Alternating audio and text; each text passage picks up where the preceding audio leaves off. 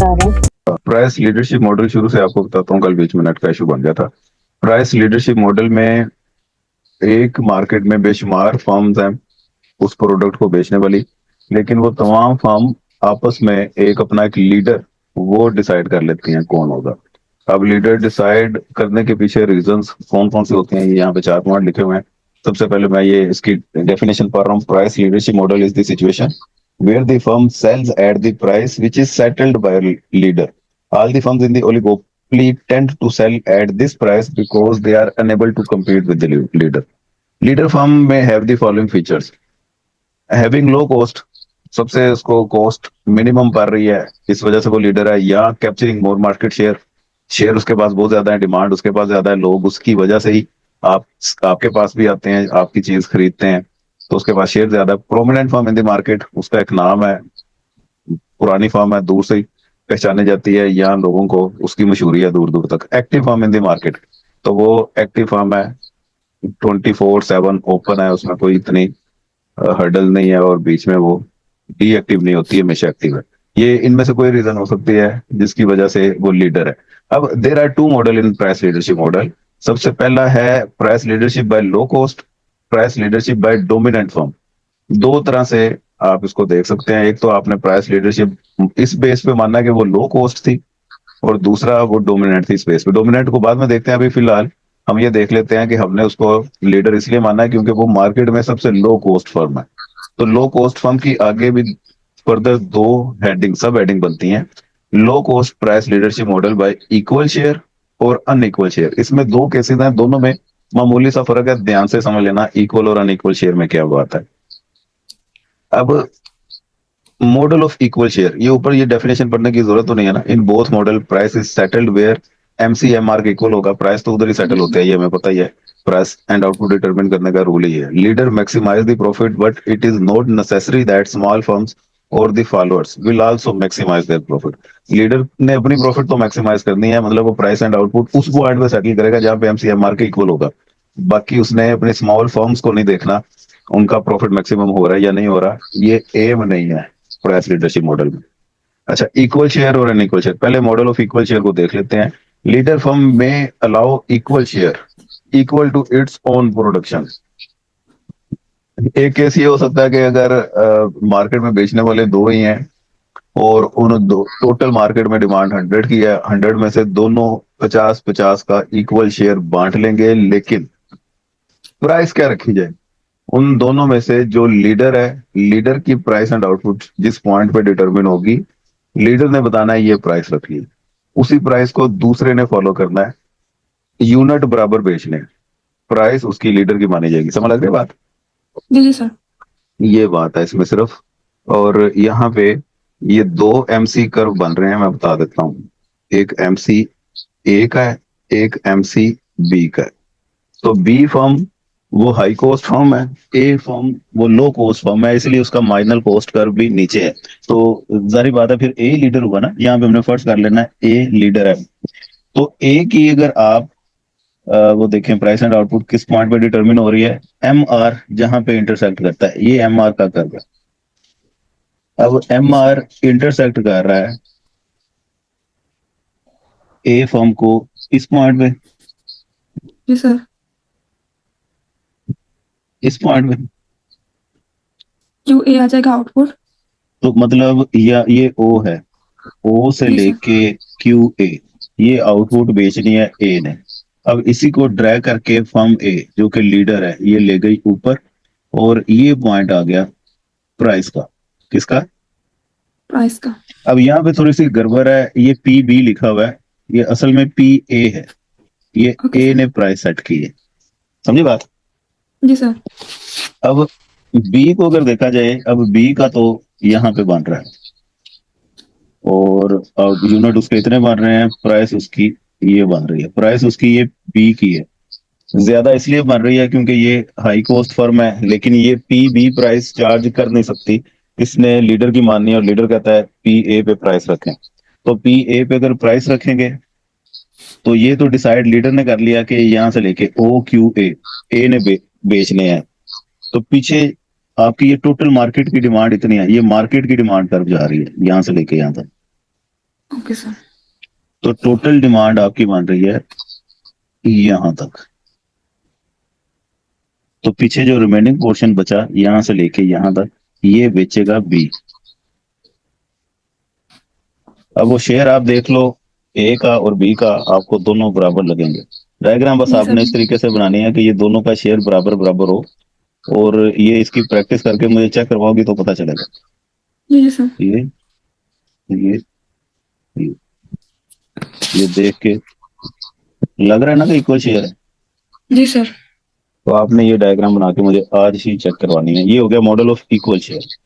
अब नीचे जी सर। इसके कुछ एक्सप्लेनेशन के पॉइंट बने हुए हैं, जिसमें सबसे पहले वो कहता है firm A is the leader firm जिसका एमसी लोअर है और इसका इक्विलिब्रियम E1 पे आ रहा है। इस पॉइंट को E1 कह दो ना।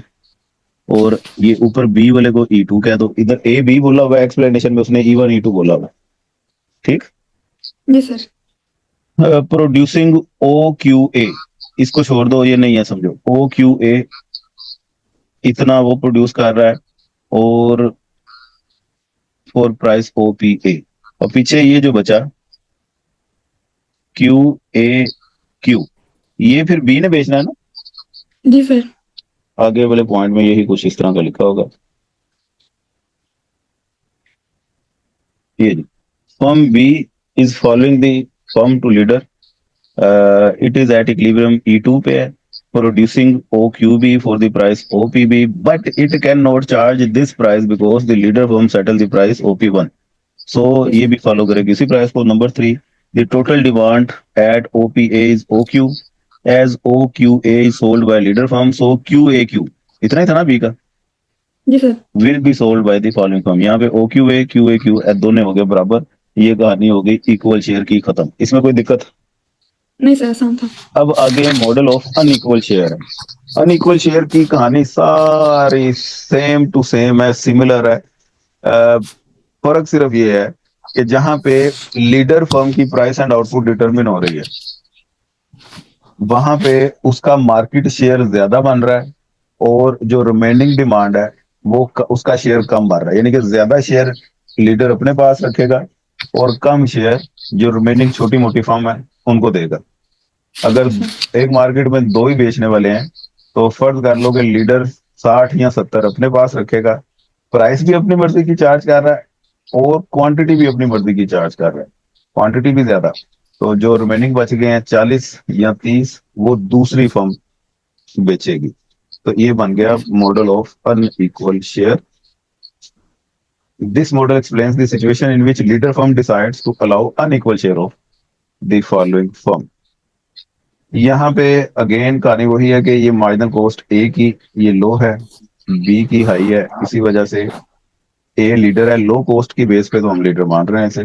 तो ए की अगर बात की जाए, इसका इक्विलिब्रियम आ गया यहाँ पे। जी सर। तो मतलब ओ से लेके OQA, इसने इतने यूनिट बेचने हैं और इतनी प्राइस ये चार्ज करनी है, इसे PA बोलो ना। अब अगर बी का इक्विलिब्रियम देखा जाए, वो तो बेचारे का बनता है इस पॉइंट पे। ये ज्यादा पतला हो गया है हाँ, इस पॉइंट पे QB पे, और प्राइस इसकी बनती है PB। लेकिन ये चूंकि इस पोजीशन में नहीं है कि उसे compete कर सके, इस वजह से ये PB की बजाय क्या प्राइस चार्ज करेगा? PA ही। PA ही चार्ज करेगा। और रिमेनिंग जितना भी शेयर है मार्केट का, वो बच रहा है इतना, ये प्रोड्यूस करेगा। तो यहाँ से लेके यहाँ तक ये शेयर आ गया बी का, ये शेयर आ गया ए का। तो देख के पता चल रहा है कि ए का शेयर ज्यादा है। जी सर। ये देखो, ये टोटल शेयर आ गया, जिसमें से इतना हो गया ए का, इतना आ गया बी का। तो ये आ गया अनइक्वल शेयर। जी सर। पर एक सी बात है, इसको डायग्राम बना के प्रैक्टिस करोगी तो आपको ज्यादा समझ आ जाएगी। और ये दोनों डायग्राम्स आपने मुझे आज चेक करवानी है। ठीक। जी सर, इंशाल्लाह। जी सर। और इसके बाद आगे है डोमिनेंट प्राइस लीडरशिप मॉडल। अब डोमिनेंट प्राइस लीडरशिप मॉडल में हमने फर्ज कर लेना है कि मार्केट में बेचने वाली दो फर्म नहीं है, दो से ज्यादा है। उन जितनी भी फर्म है वो सारे मुत्तफिका तौर पे अपना एक लीडर मान लेंगी। अब किसी एक फर्म को वो लीडर क्यों मानेंगी? क्योंकि वो मार्केट में डोमिनेट कर रही है फर्म। उसकी ओके सर। रेप्यूट बहुत अच्छी है, या उसके पास मार्केट शेयर बहुत ज्यादा है। लो कॉस्ट के अलावा, ये दूसरा केस हम डिस्कस कर रहे हैं, लो कॉस्ट के अलावा कोई और कोई सी भी रीजन आप इसमें फर्ज कर ले कि उसकी मार्केट में गुडविल है या उसके पास शेयर ज्यादा है जिसकी वजह से वो डोमिनेट कर रही है। अब उस बिना पे वो डोमिनेंट लीडरशिप जो फर्म है वही डिसाइड करेगी उसने कितनी आउटपुट और कितनी प्राइस वो चार्ज करनी है। मिसाल के तौर पे हमने मान लिया कि ये राइट साइड पे ये लीडर फर्म है, डोमिनेंट लीडर। इसने बाकी तमाम फर्म्स को नहीं देखना, इसने कहना कि तुसी फारग हो सारे।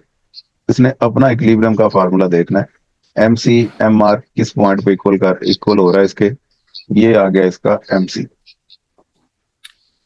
तो एम सी इसका इंटरसेक्ट कर रहा है इस पॉइंट पे, तो मतलब ये तो डिसाइड हो गया ओ एक्स इसने आउटपुट बेचनी है जी सर।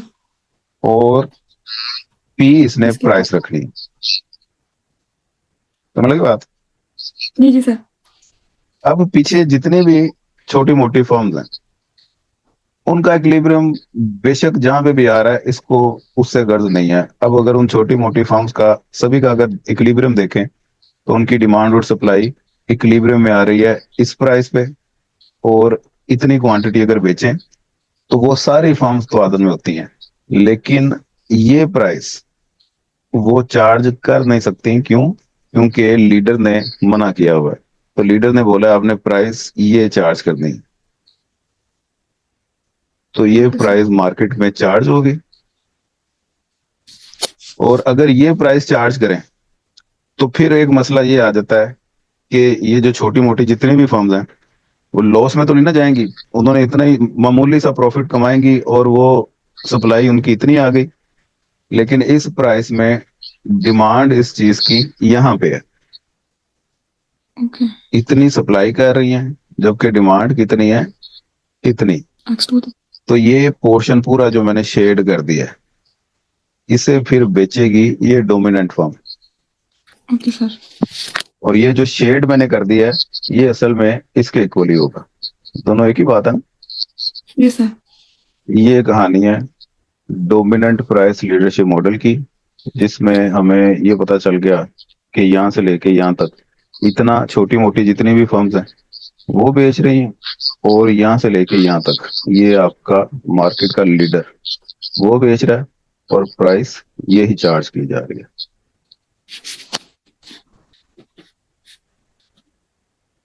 अब आगे इसके क्या पॉइंट हैं, एक्सप्लेनेशन है इसकी जी। Here, the small firms are price takers like perfect competitive firms. The demand curve for commodity in a market is shown by part A. Small competitive firms together have a supply of X1. In addition, there is one large firm shown in panel B.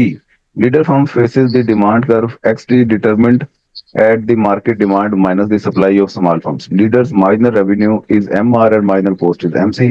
It sets its output to maximize profit जहाँ पे MC बराबर है MR के। इसी point पे उसने set की ना, जी जी sir. This output level is X and price is P. ये आउटपुट और प्राइस उसने सेट कर दी। अब इसके अकॉर्डिंग बाकी तमाम स्मॉल फर्म्स ने अपने आउटपुट को एडजस्ट करना है। The small firms take this price and each firm sells X one quantity at point A. Conclusion: The above discussion can be summed up by oligopoly and duopoly market situation can be explained with the help of non-clusive and clusive model, each explained by various economists with similar and differentiated assumption. तो ये इसका conclusion है, इसको आप छोड़ो, ऊपर तक हमारा काम है। आज इतना इसका रखो बकाया, फिर अगली क्लास में देखते हैं।